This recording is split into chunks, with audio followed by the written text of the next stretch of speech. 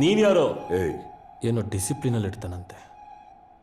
ಅಷ್ಟಕ್ಕೂ ಯಾಕೆ ಬಂದಿದ್ಯಾ ಹೇಳು. ನಿಮ್ಮ ಮಗಳು ನನ್ನ ಹತ್ರ $10,000 ಸಾಲ ಇಸ್ಕೊಂಡಿದ್ದಾರೆ. ಆ ದುಡ್ಡನ್ನ ನಿಮ್ಮ ಹತ್ರ ಕಲೆಕ್ಟ್ ಮಾಡ್ಕೊಳಕ್ ಬಂದೆ. ಏನು, $10,000ಗೋಸ್ಕರ ಅಮೆರಿಕದಿಂದ ಇಂಡಿಯಾಗೆ ಬಂದಿದ್ಯಾ? ₹10 ಕೂಡ ಬರ್ತೀನಿ ಸರ್. ನನ್ನ ದುಡ್ಡು ಯಾರ ಹತ್ರ ಆದರೂ ಉಳ್ಕೊಂಡ್ರೆ ನನ್ನ ಫ್ಯಾಮಿಲಿ ಮೆಂಬರ್ಸೇ ಅವ್ರ ಹತ್ರ ಇದ್ದಾರೆ ಅಂತ ಫೀಲ್ ಆಗ್ತೀನಿ ಸರ್. ನನ್ನ ಸ್ಟೈಲೇ ಹಾಗೆ.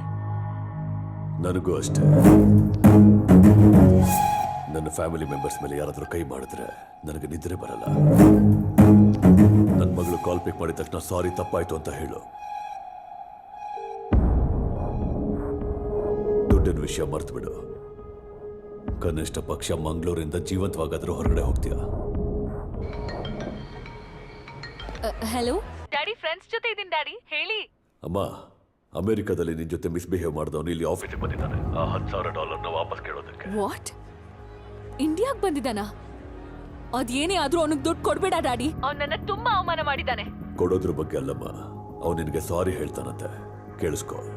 ಏಯ್, ಸಾರಿ ಹೇಳು. ಸಾರಿ ಹೇಳಿದ್ರೆ ಸರಿ ಹೋಗುತ್ತಾ? ಡ್ಯಾಡಿ, ಅವ್ನು ನನ್ನ ಮೇಲೆ ಕಾಲ್ ಎತ್ತದ ಡ್ಯಾಡಿ. ಆ ಕಾಲ್ನ ತೆಗೆದು ಹಾಕ್ಬೇಕು, ಆಗ್ಲೇ ನನ್ ಮನ್ಸಿಗೆ ಶಾಂತಿ. ಅವ್ನು ನಿಮ್ಮ ಬಗ್ಗೆನೂ ತುಂಬಾ ಬ್ಯಾಡ್ ವರ್ಡ್ಸ್ ಯೂಸ್ ಮಾಡಿದ್ದಾನೆ. ಅವನಿಗೆ $1 ದುಡ್ಡು ಕೊಡ್ಬೇಡಿ. ಏನ್ ಸರಿ ಹುಚ್ಚು ಮಾತು, ಹುಚ್ಚು ಕೆಲಸಗಳು, ಚಿಕ್ಕ ಮಕ್ಕಳ ಹಾಗೆ. ಅಲ್ಲ, ಮಕ್ಕಳು ತಪ್ಪು ಮಾಡಿದ್ರೆ ಸರಿ ಮಾಡ್ಬೇಕೆ ಹೊರತು ಈ ತರ ಸಪೋರ್ಟ್ ಮಾಡ್ತೀರಲ್ಲ, ಇನ್ನೂ ಹಾಳಾಗಲ್ವಾ? ಲೇ, ಆಗ್ಲಿಂದ ನೋಡ್ತಾ ಇದ್ದೀನಿ. ನಮ್ಗೆ ಒಳ್ಳೇದು ಕೆಟ್ಟದ್ದು ಹೇಳ್ಕೊಡ್ತೀಯಾ? ದುಡ್ಡು ಕೊಡಲ್ಲ, ಏನ್ ಮಾಡ್ತೀಯಾ? ಕೊಂದ್ ಹಾಕ್ತೇನೆ. ನನ್ನಲ್ಲಿರೋ ಈಗೋನೇ ಸಾಯಿಸ್ಬಿಡ್ತೀನಿ. ನಾಳೆ ಬಂದು ಕೇಳ್ತೀನಿ ಬಿಡಿ ಸರ್. ಇಲ್ಲ ಅಂದ್ರೆ ನಾಡಿಗೆ ಬರ್ತೀನಿ. ಅದು ಆಗ್ಲಿಲ್ಲ ಅಂದ್ರೆ ನೆಕ್ಸ್ಟ್ ಡೇ ಬರ್ತೀನಿ. ನೀವು ಒಪ್ಪೋದಿಲ್ವಾ? ಒಪ್ಪಲ್ಲ. ನಾನು ಒಪ್ಪಿಸ್ತೀನಿ.